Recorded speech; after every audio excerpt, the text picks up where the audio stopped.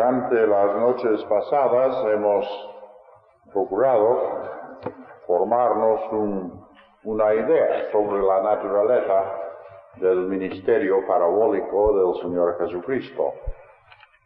Y hemos visto que no caracteriza a todas las épocas de su ministerio, sino más bien empieza en un punto crítico de su ministerio en Galilea. Es cuando las gentes ya han tenido mucho tiempo para formarse una idea de quién era el Señor Jesucristo, el Mesías, el Hijo de Dios. Y a pesar de esto, solamente una pequeña minoría quizá verdaderamente habían apreciado que era el Cristo de Dios. Otros, sí, algún profeta, otros rechazándole de plano. Y empezó a hablarles por parábolas. No voy a repetir todo lo que dijimos al comentar Mateo capítulo 13, para la iluminación y la bendición de los suyos, que así irían aprendiendo más, habiendo tenido ya lo más importante.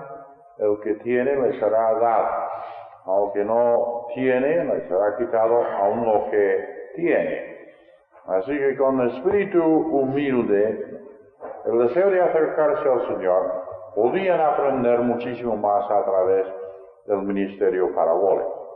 Ahora bien, el que no tenía el corazón sumiso, aquel que no quería acercarse a Cristo, pues la parábola para él resultaba ser un libro cerrado y sellado. Un cuento, una historia, a mí no me ha dicho nada, pero palabra que le juzgaba. Y se citaba aquel pasaje de Isaías 6, para que viendo no vean, oyendo no oigan.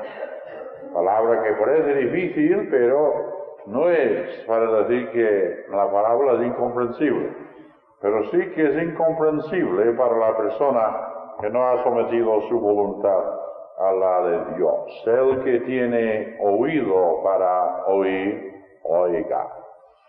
Y el que no tiene el oído interno apercibido para oír, no oirá. Eso es el sentido, pues. Y hemos visto también que hay una diferencia entre las parábolas de San Mateo y San Lucas, que todos los evangelios llevan su propia finalidad, su propio signo, y se dirigen a distintos auditorios. En el estudio de los evangelios es muy necesario tener esto en cuenta si hemos de percibir las profundidades de estos libros. Y Mateo se dirigía a sus compatriotas y enlaza al Señor Jesucristo con David y Abraham en la genealogía, que es el preludio de su libro. Y a través de todo el libro suyo se preocupa por el reino y el rey en distintos y diversos aspectos que estábamos considerando anoche. Así que si hemos de interpretar bien las parábolas de Mateo, tenemos que tener en cuenta su preocupación con el tema del reino. Si no, iremos muy extraviados. Ahora, esto ya lo hemos dejado. Ya pasamos bastante tiempo con ello anoche y pasamos precisamente al tercer evangelio, a San Lucas, y ya el ambiente es diferente. Es el mismo Señor, muchos de los hechos son iguales, otros son diferentes. No es que el Señor sea otro, siempre es el Dios hombre, el Salvador de los hombres, siempre es el Rey. Pero el énfasis es muy diferente. Lucas se dirigía a un auditorio de griegos cultos. Y si hubiese insistido en el tema del reino y hubiese dicho mucho acerca del Mesías, pues para ellos no significaba mucho. Así que fue guiado por el Santo Espíritu hacer una selección de incidentes que presentara al Señor Jesucristo como el hombre perfecto, hombre celestial, pero hombre perfecto al mismo tiempo, quien llega a donde están los hombres y trata con ellos y con hombres y mujeres, y trata con ellos en la medida de su necesidad, hallándose siempre en él la plenitud precisa para la plena bendición de todas las almas. Pensamos en aquella mujer pecadora en la ciudad que acude al Señor en la casa de Simón, el fariseo, al final de Lucas capítulo 7. Es un incidente típico que no cuadraría bien en otros evangelios, pero allí sí. Aquella pobre mujer con su gran necesidad moral, que oye del Señor, recibe su mensaje y siente la necesidad de estar en contacto con Él para recibir de sus labios las palabras del perdón y del consuelo y de la salvación. El Salvador, frente a esta gran necesidad moral, frente a Zaqueo, una necesidad muy diferente. Y parece que solamente Lucas sería llamado para contarnos la historia de Zaqueo. Y el ladrón moribundo y arrepentido, solamente en San Lucas. Son ejemplos del Señor que precisamente por ir al individuo es el Señor universal. Ya no tienen que pensar los lectores sobre la cuestión de si podía probarse como el Mesías los judíos. Esto ya se trata en su debido lugar, pero Lucas no se preocupa por esto, no es su momento, no es su propósito. Él quiere presentar al Señor en su carácter universal. Y cuando pensamos en las parábolas de Lucas, vemos exactamente la misma cosa. La primera sería, creo yo, la de capítulo 12, tan conocido, del rico insensato. Y allí hay un hombre que se preocupa enteramente de los bienes de esta vida. Administra maravillosamente las cosas de aquí abajo, pero sin tomar en cuenta los factores más importantes de Dios, su voluntad, la brevedad de la vida, la necesidad, la inevitabilidad de la muerte y la eternidad. Así que recibe la sentencia: necio, esta noche volverán a pedir tu alma y lo que has prevenido de quién será. Un individuo que incurre en uno de los errores más frecuentes en la vida de los hombres, que procura sacar éxito de las cosas de este mundo y recibe el fama, que es un necio. Y aquí pasamos en este capítulo a dos parábolas y escojo precisamente este capítulo porque las parábolas son difíciles y como estas charlas tienen un poquitín de estudio bíblico, pero la ayuda de los jóvenes que procuran tratar bien la palabra del Señor, pues como anoche tratamos de parábolas que se consideran difíciles en Mateo capítulo 13, pues en Lucas pues vamos a las más difíciles, no las más fáciles. Si quisiéramos buscar más típicas, pues tendremos que pensar en el hijo pródigo, en la oveja perdida, en la mujer que perdió la moneda, en el buen samaritano, que quizá traeremos el domingo, si Dios quiere. Estas son las parábolas típicas de Lucas, porque en esto se ve al Dios Salvador acercándose a los hombres en su necesidad. Y en este caso no hay una sentencia que pronunciar, sino una bienvenida de parte del Dios amoroso, quien recibe al hijo pródigo. Y hay aquel cuidado amoroso, tierno, aquel amor al prójimo tan marcado en el caso del samaritano que cuidó del judío herido. Pues son parábolas muy típicas, pero yo creo que más o menos vamos sacando el hilo. Pero vemos que son propias estas parábolas a Lucas y a su estilo. Pero el mayordomo infiel es una parábola que ha dado mucho que decir y mucho que pensar. Y bueno, yo me acuerdo de haberlo explicado a mi manera, por lo menos docenas y docenas de veces, pero casi siempre si uno da lugar a una pregunta sobre dificultades bíblicas, dice aquel mayordomo infiel, ¿cómo es que el Señor le alabara? Y queda como un hueso, se puede decir, de la interpretación de las parábolas. Pues tenemos que tener en cuenta este principio tan importante que señalé antes, que en la parábola tenemos que tener en cuenta que es una historia, que tiene su parte humana, y es el marco en el cual, por medio del cual se presenta una verdad espiritual. Pero no tenemos que preocuparnos demasiado por los detalles, tenemos que buscar la lección central. Y después de buscar la lección central, pues las demás cosas pues se irán situando. Y no tenemos que creer que todo es significativo, cada detalle, sino que lo que significa algo y primordialmente es la lección primordial que a su vez debiera considerarse a la luz de las demás escrituras. Los teólogos siempre han dicho que no se puede basar pruebas doctrinales sobre una ilustración.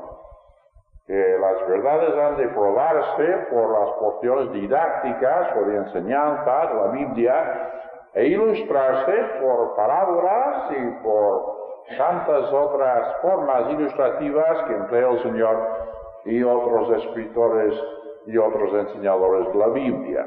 Pero no hemos de fundar doctrinas sobre parábolas. Ahora, aprender mucho acerca de aquellas doctrinas sí que podemos hacerlo.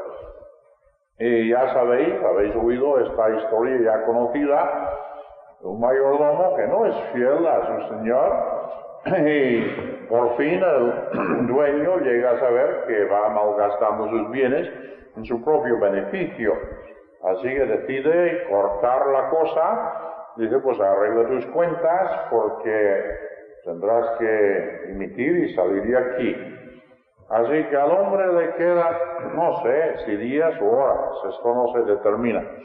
Lo importante es que le quedan poco tiempo. En este poco tiempo, él medita en el porvenir. Dice, ¿qué haré?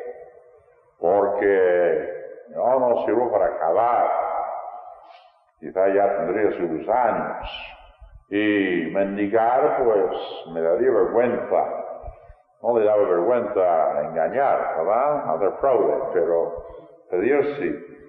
Pero no tenemos que preocuparnos por la parte moral de este hombre. Esto no entra en las enseñanzas de esta parábola.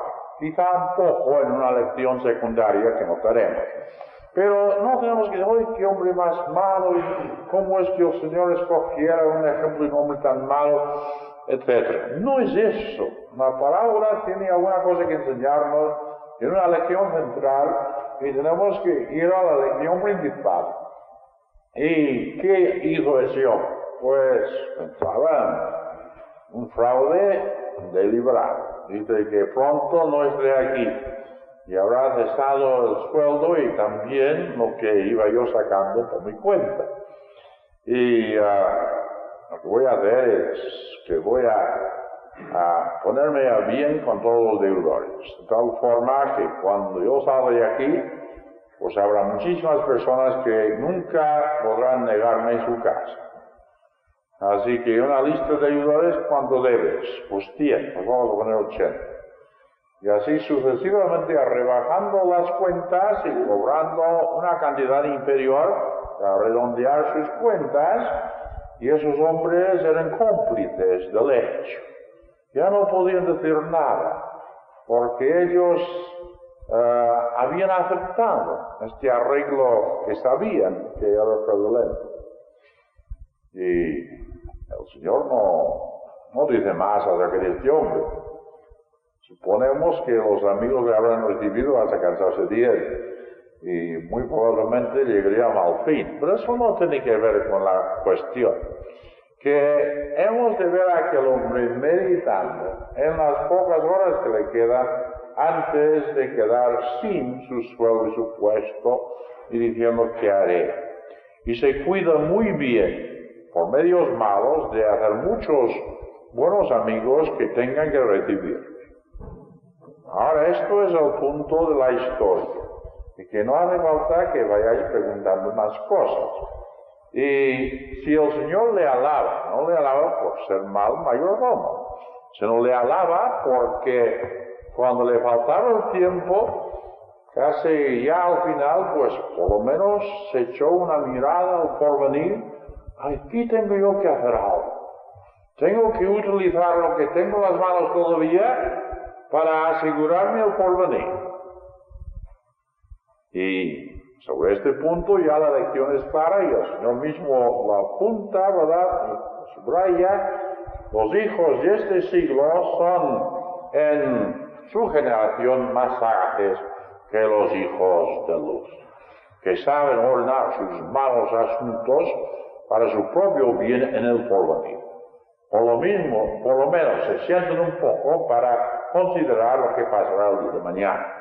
Como un hombre de negocio, si él dice, pues hoy en día tengo 100,000 pesetas en el banco, estoy la mar de bien. Lo que fácil, el mes que viene no me importa. Eso sería un mal negocio, ¿verdad? Esos 100,000 pesetas quizá no signifiquen nada. La cuestión es la previsión. Y él dice que si los hijos de este siglo hacen esto, no podemos nosotros pensar que nos quedan muy pocas horas de vivir. No podemos pensar que hay un porvenir y no podemos utilizar los medios que tenemos entre manos ahora para que haya amigos que nos reciban en aquellas mansiones eternas. Y claro, la dificultad ya bastante grande en sí de la interpretación de esta parábola se complica más por la mala traducción de Reina Valera. El versículo 9, que es el punto crucial para la interpretación, ha de leerse así: haceos amigos por medio de las riquezas de injusticia o que normalmente se emplean para fines de injusticia, para que cuando faltaren las riquezas, aquellos amigos que habéis hecho por medio de estas riquezas os reciban en las mansiones eternas. Ya es otra cosa, ¿verdad? No tenemos que ser amigos, la riqueza de maldad. No tenemos que amar al dinero en sí. Esto sería una contradicción flagrante con otros pasajes de las Escrituras. Pero hacernos amigos por medio de esas riquezas que normalmente se emplean para malos fines, eso ya se entiende perfectamente bien, ¿verdad? Porque la cosa material en sí ni es buena ni mala, es una cosa neutral. Los hombres emplearán su dinero en sus vicios, en sus ambiciones, sin saberlo quizá, en su rebeldía contra Dios. Pues son riquezas de maldad, porque se emplean para malos fines. Ahora, el dinero en sí o cualquier otra cosa material en sí no es malo. Es una cosa que lo mismo puede emplearse para bien como para mal. Y el Señor está diciendo que como a vosotros os falta muy poco tiempo antes de pasar de esta vida a la realidad del porvenir, pues cuidad bien de haceros amigos por medio de estas riquezas que otros emplean para mal, pero vosotros habéis de emplear para haceros amigos para aquel día. Yo voy a poner un ejemplo muy sencillo. Yo creo que así quizá todos comprenderán el sentido fundamental de esta lección primordial de esta parábola. Vamos a decir que hay una pareja que se va a casar. Y muy amorosamente el hombre aporta y la mujer prepara pensando en su hogar, ¿verdad? Y no es fácil en España hoy en día, ¿verdad? Pero vamos a decir que tienen piso por fin, ¿no? Y piso y muebles hasta cierto punto, cosas materiales, el piso y los muebles y cualquier otra cosa que tengan. Ahora, pueden adoptar dos actitudes frente a su nuevo hogar. Casan, toman posesión de su hogar y pueden decir, pues, mira, ya hemos trabajado por años para este día. Lo que hemos luchado, lo que hemos sudado, lo que hemos padecido para poder tener este piso y estos muebles. Pues ahora a disfrutar. Que vamos a limitar nuestro programa y vamos a disfrutar de lo que tenemos y esto es nuestro. Y uno diría, pues, claro, tiene razón en lo humano que es suyo. Debieron disfrutar de lo que han ganado tan penosamente. Ahora, si esta pareja es pareja de creyentes, y no solamente creyentes, sino cristianos con un espíritu de responsabilidad espiritual, y si ellos saben que esta vida es meramente el vestíbulo que nos admite a las realidades de la eternidad, y ellos dicen, pues mira tú, solo hemos ganado y nos hemos esforzado, pero ha sido el Señor que nos ha dado este sitio. Y sí, Él no nos va a privar de nuestra felicidad, pero no es nuestro, es de Él. Y sabes que esa vecina allí que tiene un problema muy grave y no tiene quien le aconseje, pues la vamos a convidar. Que nos va a estropear, según dicen los hombres, una velada, pero vamos a llamarla, a invitarla a tomar café con nosotros y vamos a hablar del Señor quien puede solucionar su problema. Estoy pensando precisamente en un matrimonio que conozco en Barcelona que hicieron esto y por meses y meses y meses permitieron que su vida privada de hogar fuese casi estropeada por recibir a una mujer que padecía los nervios y todas las cosas del hogar iban mal. Y sabéis que por fin la mujer se convirtió. Y tras la mujer el marido. Y ya no suben tanto porque no tienen necesidad de subir, porque su propio hogar también es feliz. Y cuando ellos pasan de esta vida y llegan a las moradas eternas, pues allí habrá por lo menos dos personas que les abran los brazos para recibirles y dirán, pues nosotros estamos aquí porque vosotros supisteis emplear vuestro material para nuestro bien espiritual. Gracias, gracias. Cuando falte esto, que pronto nos faltará a todos, pues que hayan amigos que nos reciban en las moradas eternas. Pues decís que es una parábola de difícil interpretación. No. Hay que buscar la lección central, hay que mirar el contexto, hay que notar el mismo comentario del Señor y hay que emplear también varias traducciones para llegar a comprender bien el texto. Y nos da una lección preciosa. ¿Qué hacemos con lo nuestro? La mayordomía del creyente no es que tengamos que hacer nosotros, como el Señor dijo al joven rico, vende todo lo que tienes y darlo a los pobres y ven, sigue. Esto fue necesario para él, para poner a prueba sus pretensiones de haber guardado la ley. Pero sí, el Señor dice, yo he encomendado en vuestras manos ciertas posibilidades temporales y materiales. Y tenéis que utilizar estas posibilidades materiales en este breve periodo de oportunidad para que no sean mera pérdida como son las manos de los malignos, sino para ganar amigos. Claro, aquí se habla de amigos que nos reciban. Lo más importante quizá es que el Señor se agrade en nosotros y que delante de su tribunal oigamos su voz diciendo: bien hecho, buen siervo y fiel, entra en el gozo de tu Señor. Ahora, no es desconocido en una parábola que surjan lecciones secundarias. Y aquí, precisamente, como el mismo Señor nos apunta, el tema es mayordomía en general. Hemos visto que lo más importante es el momento de decisión. ¿Qué haré con mis oportunidades que pronto faltarán?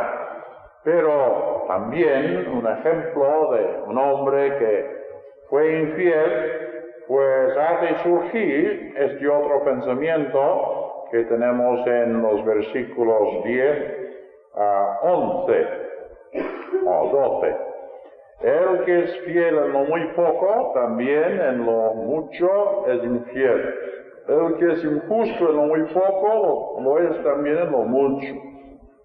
Si pues en las riquezas de injusticia no habéis sido fieles, ¿quién os confiará los verdaderos bienes? Y si en lo ajeno no habéis sido fieles, ¿quién os dará lo vuestro? Y claro, esto ya es otra nota, otra faceta de la misma lección, que nosotros somos llamados a ser fieles en lo poco.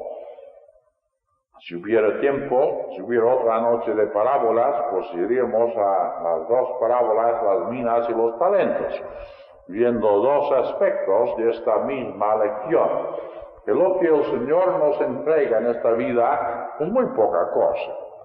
Poco de tiempo, poco de cosa material, el contacto con nuestros semejantes, una cosa muy pequeñita comparado con los siglos de los siglos y la nueva creación. Pero al mismo tiempo dice que ¿cómo voy yo a tener siervos fieles para aquel lugar verdadero, donde se han de manejar las verdaderas riquezas?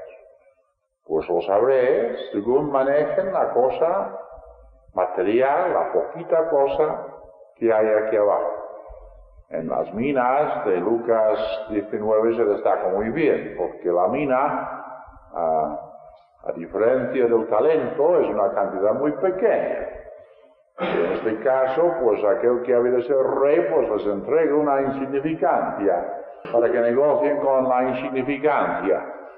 200 pesetas, digamos. A ver lo que vais a hacer, 10 siervos. Y toda la idea es de ir escogiendo siervos para las ciudades del reino que se ha de formar. Y la diferencia es entre 200 pesetas y ciudades. Lo muy poco y lo mucho de la riqueza eterna. Que muchas escrituras nos enseñan que el Señor necesita siervos para la eternidad.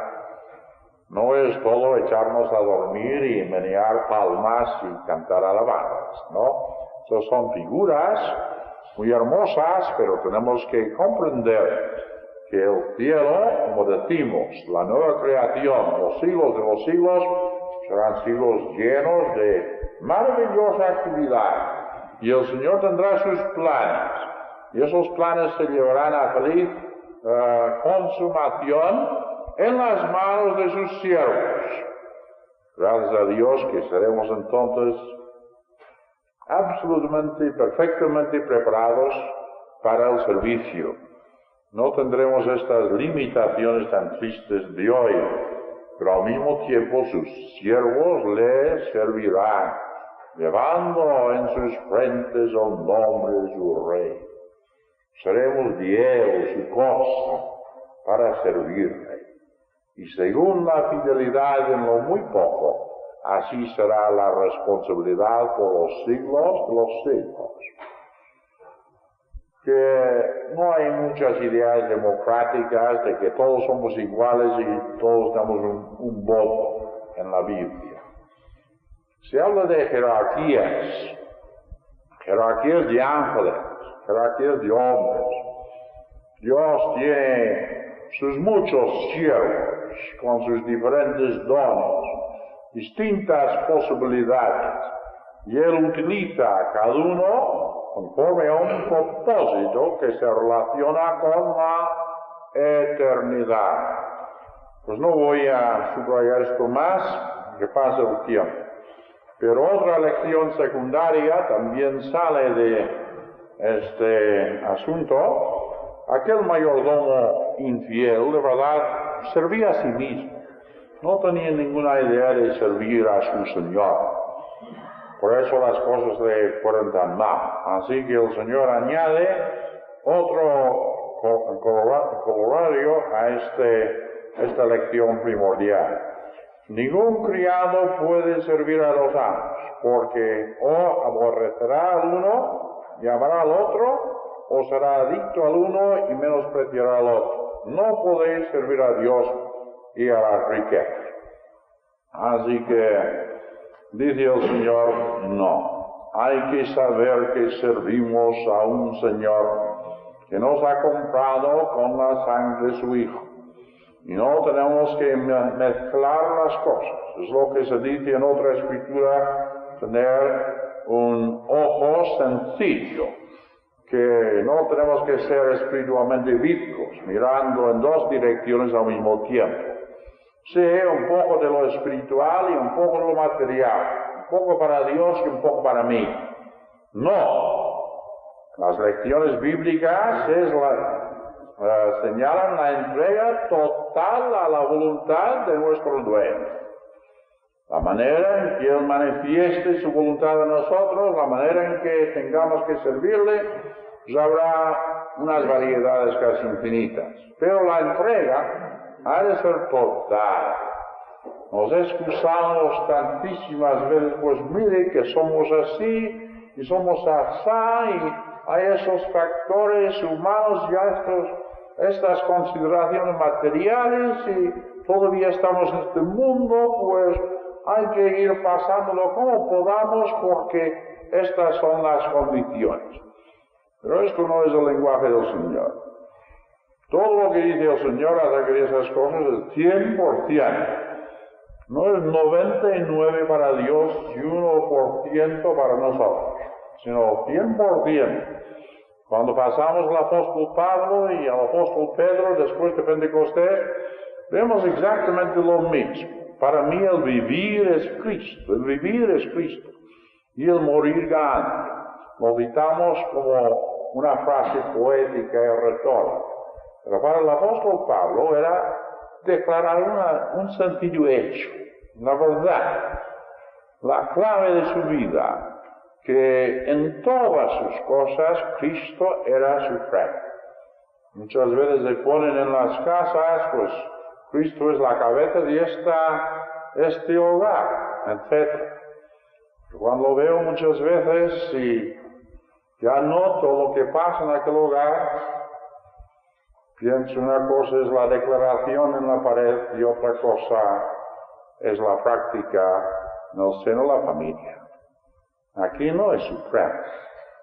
No tiene todo lo que él quisiera. Alguna cosa se le da, pero mucho menos que el 100% que exige él. Esta hipérbole de que hemos de aborrecer a padre, madre, esposa, hermanos, hermanas, etc. Y si no podemos ser su discípulo, hemos de aborrecer a nosotros mismos, a todo lo que tenemos.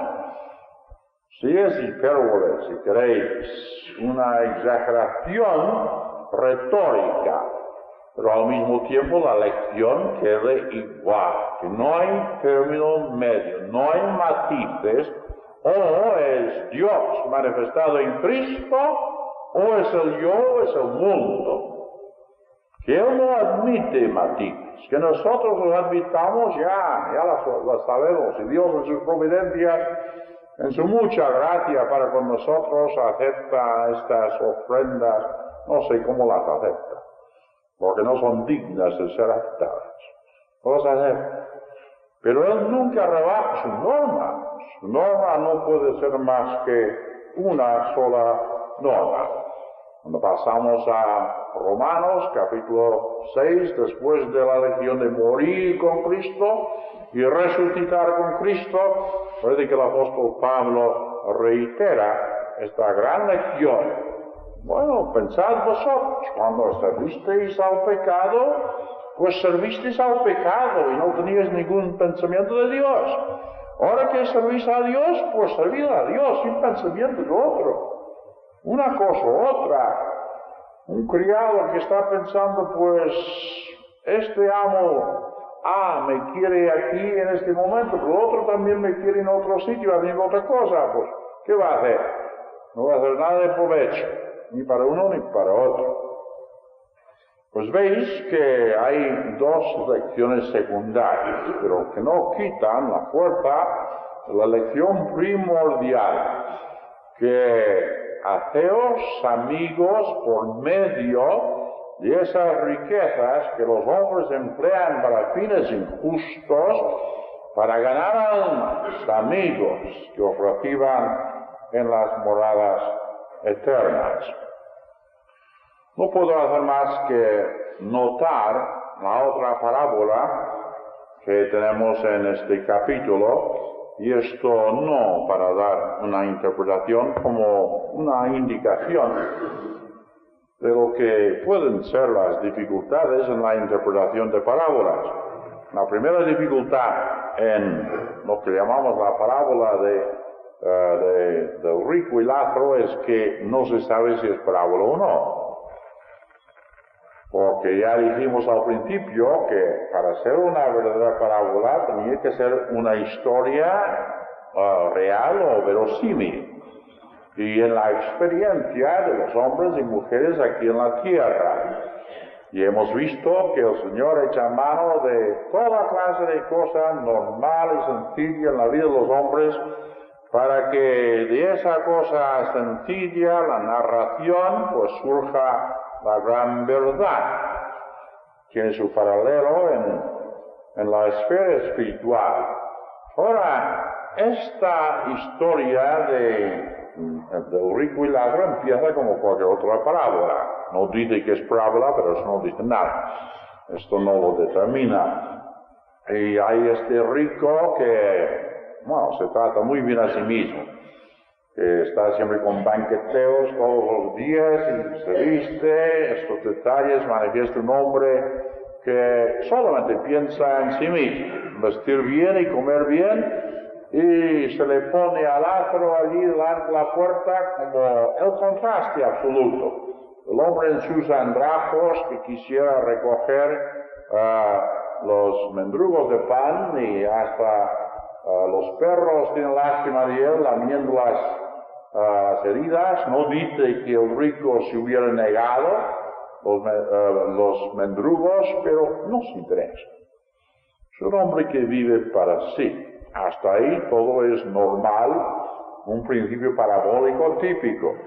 Pero luego se mueren los dos. Ya esto introduce una cosa muy diferente, ¿no? Porque pasamos ya a una esfera que no es la experiencia normal de hombres y mujeres en la tierra. Así que vamos a considerar desde este punto que es parábola o no. Pues yo no lo sé. Yo creo que esto es una enseñanza del Señor que no tiene paralelo. Es una cosa única en sus enseñanzas y no podemos clasificarlo. Nosotros los occidentales nos gusta mucho clasificarlo todo.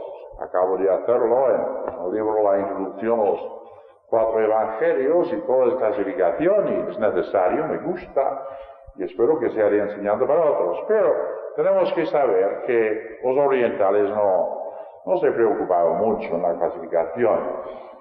Así que es algo especial, algo único. Y yo quisiera señalar a los jóvenes predicadores quizá una cosa, porque casi siempre se va a esta parábola, se va con bastante frecuencia para hacernos ver lo que es la vida de la ultratumba. Y yo no digo que no haya lecciones aquí muy importantes sobre esto, pero si miramos el contexto y si pensamos en las condiciones de esta parábola, tendré que llamarla parábola porque no hay otro nombre, no puedo inventar un nombre especial para esta historia. Pero el Señor está ilustrando algo que tenemos en el versículo 15, que creo que es la clave para esto. Hablando a los fariseos que ya se burlaban porque eran avaros, el Señor les dijo: vosotros sois los que os justificáis a vosotros mismos a la vista de los hombres, mas Dios conoce vuestros corazones, porque lo que entre los hombres es altamente estimado, abominación es a la vista de Dios. Menciona dos cosas: la avaricia y luego la ligereza en cuanto al matrimonio. Pero serán dos ejemplos de otras muchas cosas. Sí, que si el hombre puede hacer fortuna, o puede subir a un trono, o puede hacerse con un ejército y dominar, pues los hombres le alaban. ¡Qué grandeza! ¡Qué poder! ¡Qué personalidad! ¡Qué éxito! Pero a través de todos los evangelios se ilustra el principio de que lo que es altamente estimado de los hombres, delante de Dios es abominación. Que un caso tenemos muy claro en Marcos, cuando al final ya de la semana anterior a la muerte del Señor, los discípulos querían que el Señor contemplasen los nuevos edificios añadidos al templo de Herodes, obras maravillosas en el sentido arquitectónico. Pero luego él no prestó atención.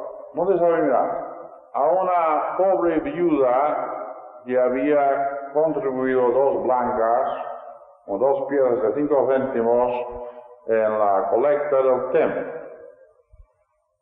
Y dice: miráis estas cosas, pues pronto no quedará ni una piedra sobre otra.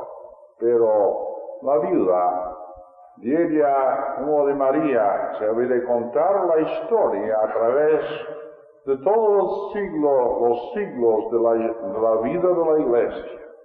Una mujer que sabía dar todo su sostén de aquel día, aun siendo tan poca cosa en la estimación de los hombres a Dios. Así que lo que fue altamente estimado, abominación. Lo que fue absolutamente insignificante, esto durará. Aquí hay el espíritu de entrega. Aquí hay alguien, una pobre viuda que nadie nota, en medio de los ricos que echaban sus puñados de plata en la caja. Pero el Señor se había fijado. Él cambia todos los valores humanos.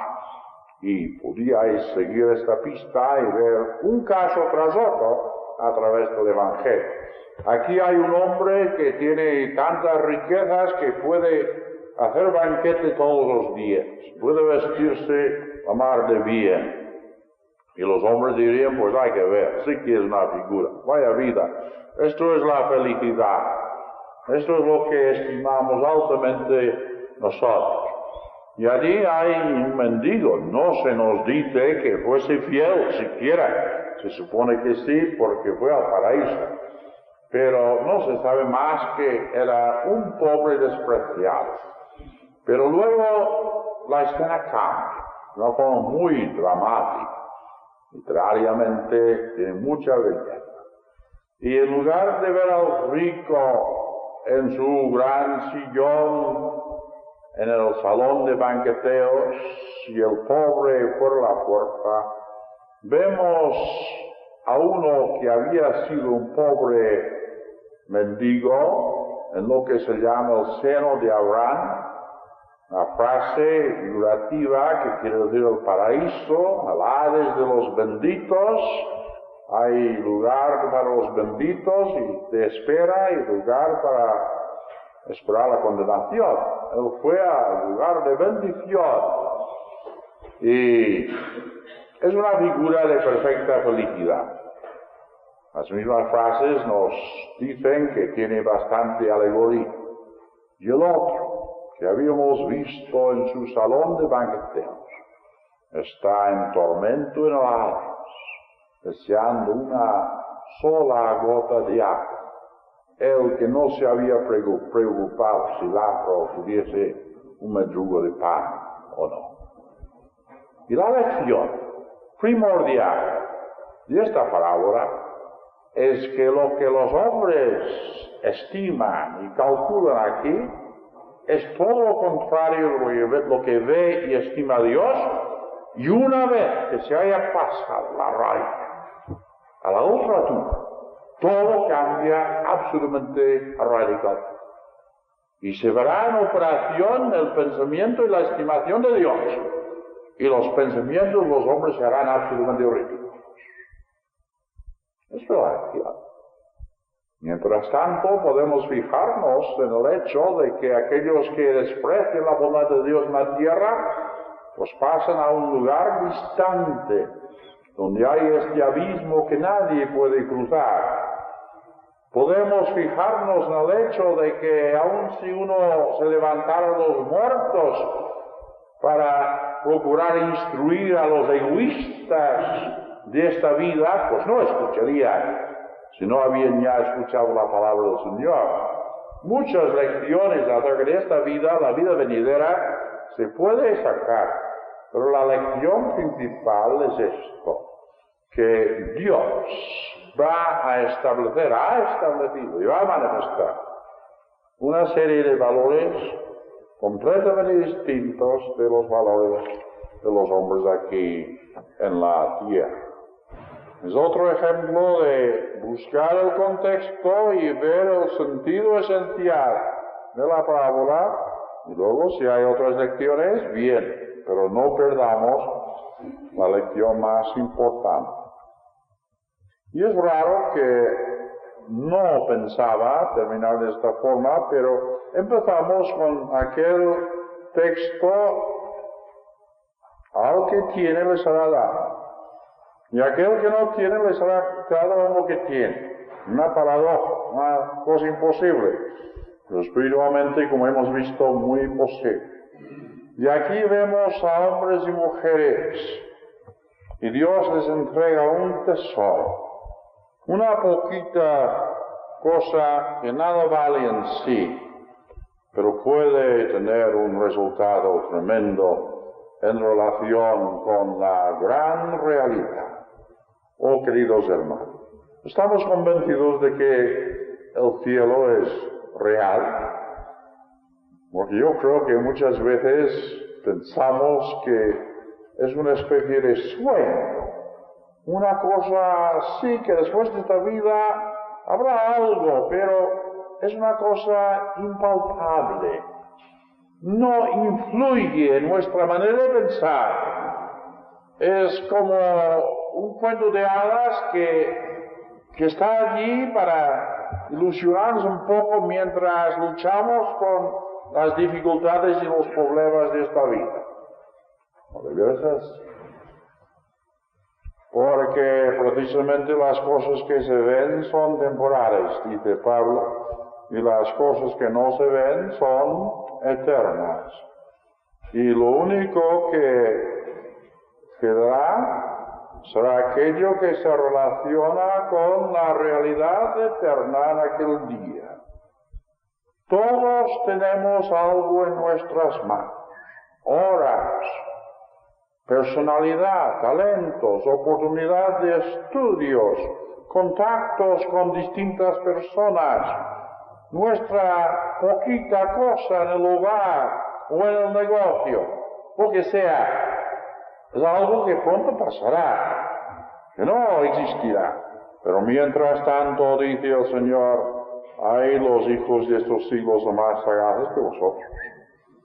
Porque ellos por lo menos, pensando solamente en términos de esta vida, dicen, pues hoy tengo que preparar algo para mañana. Y vosotros, ¿qué decís?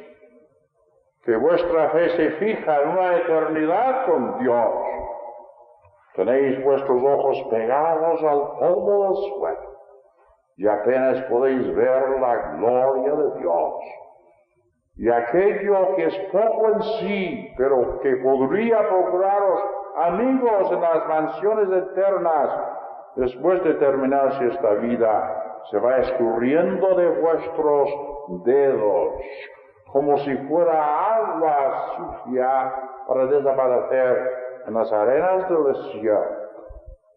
Y no queda nada, o muy poco, para aquel día.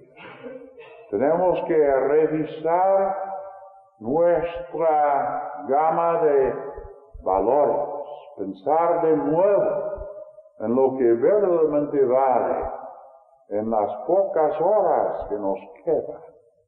¿Qué haré? ¿Qué haré? Porque la oportunidad pasa.